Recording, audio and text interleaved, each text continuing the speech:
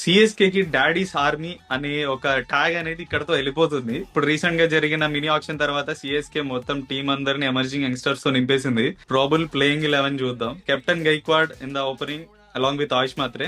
Number 3 Suresh Raina retire అయిన తర్వాత ఆ ప్లేస్ అనేది ఎవరు భర్తీ చేయలేకపోయారు.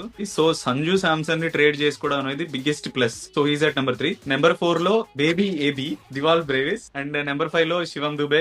నెంబర్ 6 లో ప్రశాంత్ వీర్. అతనికి యాక్చువల్ గా రీసెంట్ గా జరిగిన SMAT as well as UP T20 league లో మంచి ఫినిషర్ గా పర్ఫామ్ చేశాడు.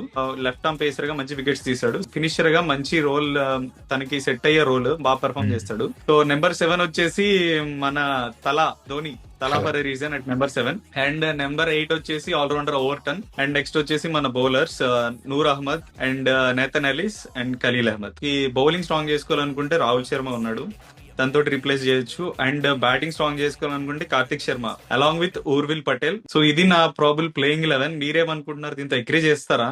లేదనుకుంటే మీ ప్రాబుల్ ప్లేయింగ్ 11 కూడా కామెంట్ చేయండి.